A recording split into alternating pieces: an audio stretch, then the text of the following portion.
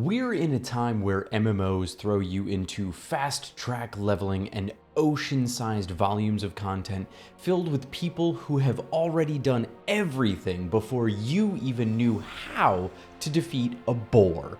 But LOTRO's Legendary Servers offer you something different. A fresh start, a more level playing field, a way to re-experience that old-school MMO feeling.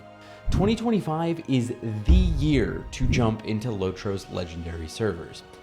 Don't get me wrong, I love my new MMOs. I mean, look at my channel. It's mostly Guild Wars 2 content right now.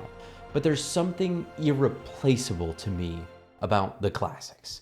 The Holy Trinity, clawing on top of people for your best in slot item on raid night, all the while that slower gameplay loop and pace setting the scene.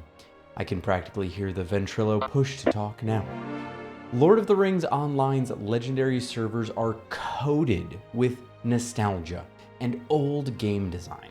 Now, Legendary Servers do require a VIP subscription of $15 a month or less depending on if you bundle it, but there's so many benefits other than nostalgia to hopping on them right now. I'm not sponsored by anybody here. These servers just rekindled my passion for MMOs so much late last year that I've been dying to share my thoughts with all of you. Past the nostalgia, the most amazing thing to me is avoiding the massive amount of content overwhelm you can get jumping into an old game you've never played. But even worse than that is one that you used to play 5 to 10 years ago. I myself recently returned to Lord of the Rings Online late last year, and I was absolutely overwhelmed by changes, and all of it made over the years with different design philosophies in mind. There's a bunch of new races, some new classes including a bear. Calm down, Baldur's Gate 3 players. But even worse, as I leveled up, I started getting assaulted with these new epic battles, delvings, and the war for Mount Gundabad, all of which I knew and still really know nothing about what it was or if I should do it now. There is so much white noise. But you can turn all of that off by hopping on the Legendary Servers. It's the same as turning on some quiet music so my tinnitus just floats away and I can pretend I'm normal for a minute. There's zero pressure or overwhelm. You focus on the immediate base game, Shadows of Angmar, and the one expansion, Mines of Moria, that's out right now.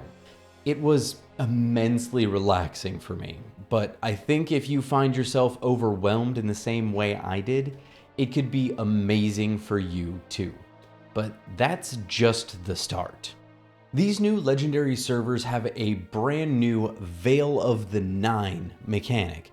Occasionally, while you're fighting enemies in the overworld or in single-player instances, Nazgul or ring wraiths of various strengths can appear.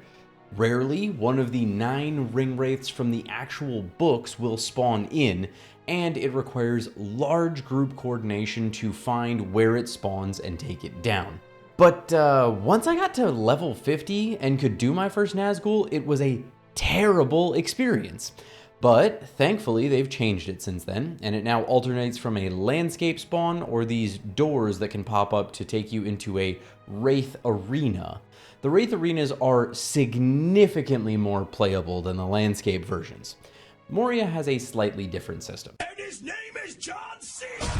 The rewards from these aren't game-changing for those who don't enjoy it, but unique titles, cosmetics, home decorations, and more that are pretty nice for those who do enjoy it.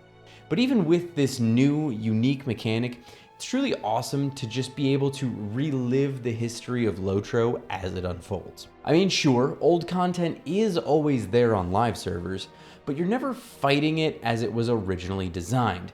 Well, yes, some power creep and changes have come into this version of the game still, and we'll touch on that later. It's different than being 30 levels past it. You can get together with your kinship mates and take down classic raids with that fresh progression feel. But what's really amazing is that you get old school vibes with new technology. The 64-bit servers are leaps and bounds better than the 32-bit servers. The old servers are so unreliable that they were where I learned the true meaning of rubber banding in a video game. Doors and portals not working, 2-minute long lag spikes, and getting sent 3, 5, heck, even 20 seconds back in time repeatedly were not rare. I'm sure every veteran player listening right now is shaking their head thinking about that pain. But the 64-bit have fixed a massive amount of this. Thankfully, this tech won't be exclusive to Legendary servers forever, but it's absolutely a benefit of hopping in today. Now, these servers aren't a full rollback to 2007. There are still some newer quality of life features that they didn't retract. You older players out there may remember the days of brutal deed farming for skills and traits, or returning to your class trainer in town, but not anymore. New skill trees and skill point systems are still in place from more recent updates, and you'll get your skills as you level up and take traits in the skill tree. But while this makes it not a full adaptation, I do think it strikes a happy medium between old school grind and some care for your personal time. After all, if you veteran LOTRO players out there want to grind your life away, you can always go max out your virtues on every class. Go on, I'm gonna wait right here. I'll see you in like 3 years. But if you recall, I also mentioned we have the newer power creep that seems to infect every game these days. But thankfully, unlike most, they've actually made a landscape difficulty system to help combat this. With it, you can turn up the durability and damage of enemies that you face in your solo endeavors across the overworld, and in solo instances, without affecting group content at all. It's not unique to the Legendary servers, it's just something they added back in 2023, so I'm not going too deep on it here. But I do think it's truly a unique workaround that I'd love to see in more games, and it fits especially well for those of you who want to recapture that more difficult, old school vibe. But a big thing I wanted to touch on was what happens when all of this is over? When the servers end, will your character sail off to the west, the Undying Lands, having passed their test? No, you get to transfer them over to live servers. They get to go on infinitely more adventures with you. Not at all a prisoner of yours that you feed scraps of lembas bread to when you remember that they should eat. But for another nostalgia-fueled adventure, you need to click here to hear my stories of how I got into LOTRO, flew across the country to live with my raid leader, and how I feel MMOs just hit different in 2010.